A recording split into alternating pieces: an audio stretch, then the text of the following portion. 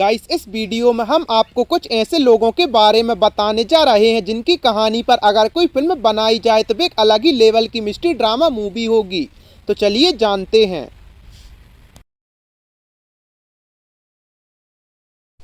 Guys, ये घटना है 15 अप्रैल 2005 की। सोचिए, एक व्यक्ति अपने घर से ऑफिस के लिए निकलता है, अपना काम खत्म करता है, अपनी गर्लफ्रेंड से फोन पर बात करता है और फिर अचानक से गायब हो जाता है। वो भी ऐसा गायब नहीं कि कुछ समय बाद उसका पता चल जाए, बल्कि वो इस तरह गायब होता है कि वो आज 18 साल बाद भी उसका कोई अता पता नहीं चल पाता। हम बात कर रहे हैं अमेरिका के पेंसिल्वेनिया निवासी रे ग्रेसर की। रे का इस तरह गायब होना सबको चौंका गया था। एक अधिवक्ता, एक बेटी का पिता और एक अच्छी खासी संपत्ति के मालिक रे के गायब होने के अगले दिन उसकी कार और सेल फोन उसके घर से 55 मील दूर एक नदी के किनारे पर बरामद होते हैं। गाइस, अगर रे ग्रेसर की कहानी पर कोई फिल्म बनाई जाए तो वो बहुत ही मिस्टीरियस मूवी होगी।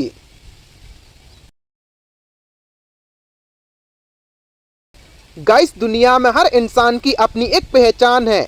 खोजने पर आए तो पता लगाया जा सकता है कि कौन व्यक्ति कहाँ पैदा हुआ था, कहाँ पला बड़ा और उसके परिवार में कौन कौन है। लेकिन अमेरिका के डलास में रहने वाली लॉरी इरिक रिप की कहानी आम लोगों से अलग थी। लॉरी कैनेडी ने बलाक रिप के साथ शादी की तथा दोनों डलास में बस गए। काफी सारे मिसकैरेज होने के बाद 2008 में लॉरी ने एक बेटी को जन्म दिया। सब कुछ ठीक चल रहा था। लॉरी की जिंदगी में अचानक तूफान तब आया जब उसके पति को लगने लगा कि उसकी शादी कामयाब नहीं है तथा दोनों को तलाक लेना चाहिए। ये सदमा लॉरी बर्दाश्त नहीं कर सकी और उसने 2010 में आत्महत्या कर ली। यहाँ तक की कहानी तो दुनिया में बहुत से लोगों के साथ घटित हो चुकी है, लेकिन हैरान कर देने वाली बात तो लॉरी की मौत के बाद सामने आई। उसकी मौत के बाद जब उसके सामान की तलाशी ली गई तो उसकी अलमारी में से कई ऐसे कागज निकले जिनमें उसके पति और पुलिस को हैरान में डाल दिया। दरअसल मृत्यु के समय लॉरी की उम्र 42 साल थी, लेकिन कागज के हिसाब से 1988 से पहले लॉरी कैनेडी नाम की कोई महिला नहीं थी। उसके पास से कुछ दस्तावेज बरामद हुए जिन पर उसका नाम बेकी स्वी टनर दर्ज था। बात यहीं खत्म नहीं होती। लोग हैरान तब रह गए जब रिकॉर्ड से पता चला कि उन दस्तावेज में जिस बेकी की जानकारी दर्ज थी वो 1-2 साल की बच्ची थी जो 1971 में घर में लगी आग में जलकर मर चुकी थी। अगर बेकी मर चुकी थी तो लॉरी कौन थी, कहां से आई थी? इन सवालों का जवाब आज भी किसी के पास नहीं था। गाइस, इस महिला पर भी एक गजब की मिस्टीरियस मूवी बन सकती है।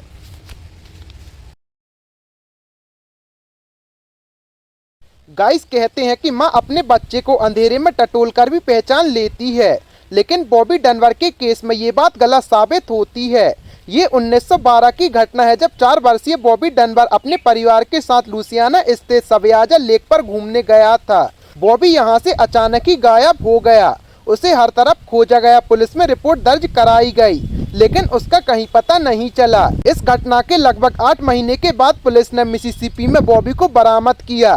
बॉबी किसी विलियम बोल्टर्स नामक व्यक्ति के साथ था। विलियम पुलिस को बार बार कहता रहा कि वो लड़का बॉबी नहीं बल्कि जूलियस एंडरसन नामक महिला का बेटा चार्ल्स ब्रूस एंडरसन है। खैर, पुलिस ने विलियम की नहीं सुनी, लेकिन बॉबी के माता पिता तो ये पहचान ही सकते थे कि वो उनका बेटा है या नहीं।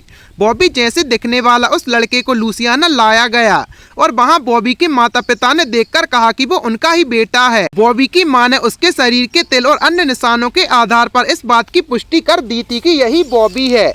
इधर विलियम को अपहरण के आरोप में सजा हो गई। दिन बीतते गए, बॉबी भी अपने परिवार के साथ घुल मिल गया। 1966 में वो इस दुनिया को छोड़कर चला गया। उसके 4 बच्चे थे।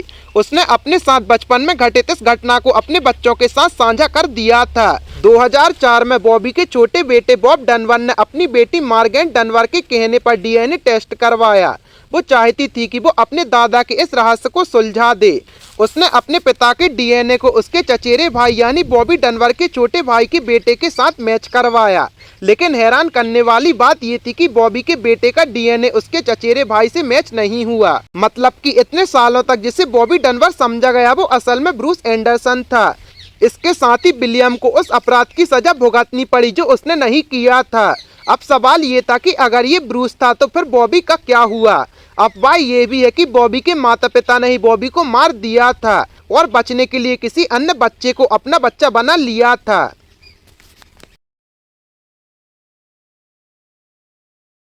गाइस, ये दुनिया रहस्यों से घिरी हुई है। बहुत सी अफवाहों के साथ कई ऐसी सच्ची घटनाएं भी हैं जिन पर यकीन कर पाना बहुत ही मुश्किल है। 66 साल पहले जापान एयरपोर्ट पर उतरे एक अनजान यात्री की कहानी भी कुछ इसी तरह रहस्यमयी है। 1954 में टोक्यो के हैनेडा एयरपोर्ट पर एक यात्री उतरता है। अन्य व्यक्तियों की तरह वो भी चेक काउंटर की तरफ बढ़ता है। उसका पासपोर्ट वेरिफिकेशन के लिए लिया जाता है। यहाँ तक सब कुछ सामान्य था, लेकिन यही बात तब असामान्य हो जाती है जब पासपोर्ट चेक करने वाले की नज़र उसके देश के नाम पर जाती है। जहाँ का वो निवासी था, उस देश का नाम होता है टोरेड। इस देश के बारे में वहाँ मौजूद किसी भी कस्टम अधिकारी ने कभी नहीं सुना था। उस अनजान यात्री से पूछताछ होती है। उससे जापान आने की वजह पूछी जाती है तो वो बताता है कि वो वहाँ एक बिजनेस ट्रिप पर आया है। उसके अनुसार उसका ये देश फ्रांस और स्पेन के मध्य में कहीं स्थित है। पासपोर्ट पर लगी अन्य देशों की मोहर सही थी। उस व्यक्ति के कागजात भी सही थे। फिर भला गलत क्या था? गलत ये था कि जिस देश से वो आने का दावा कर रहा था, ये देश दुनिया में कहीं मौजूद ही नहीं था।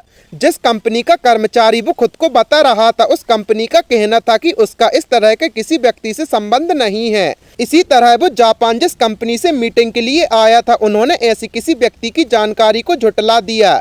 जिस होटल में वो व्यक्ति अपने ठहरने की बात कर रहा था, उस होटल में उस नाम की कोई बुकिंग नहीं थी। परेशान कस्टम ने जब उस अनजान यात्री को वर्ल्ड मैप दिया और कहा कि इसमें अपना देश खोजो, तो उसकी उंगली एंडोरा नामक देश पर जाकर रुक जाती है और वो झुंझला जाता है। उसका दावा था कि ये मैप गलत है, क्योंकि यहाँ एंडोरा की जगह टोरेड का मैप होना चाहिए। उसने ये भी कहा कि उसका देश वहाँ 1000 सालों से स्थित है। उस यात्री की हर बात कस्टम अधिकारी को उलझा रही थी, लेकिन उसके दस्तावेज फर्जी नहीं लग रहे थे। और तो और उसके पासपोर्ट पर इससे पूर्व टोक्यो की कई यात्रा की मोहर लगी हुई थी। मामले को उलझता देख एयरपोर्ट अथॉरिटी ने एक होटल के कमरे में पुलिस कस्टडी के साथ उस अनजान यात्री को ठहरने की व्यवस्था की। उन्हें लगा कि उन्हें इस रहस्यमय शख्स के बारे में जानने में समय मिलेगा, मगर हर किसी की आंखें फटी की फटी तब रह गई जब अगली सुबह वो शख्स अपने कमरे से गायब था। इतना ही नहीं, बल्कि जो दस्तावेज पुलिस ने उससे बरामद किए थे, वो सब कुछ गायब थे।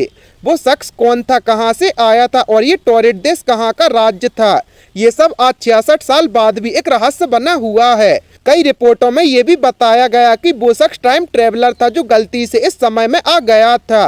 हालांकि इस तरह की किसी भी बात की पुष्टि नहीं हुई है। गाइस, आपको इन मिस्टीरियस लोगों के बारे में जानकर कैसा लगा, हमें कमेंट सेक्शन में जरूर बताएं और ऐसे ही अमेजिंग फैक्ट्स के लिए अपने चैनल को सब्सक्राइब करें।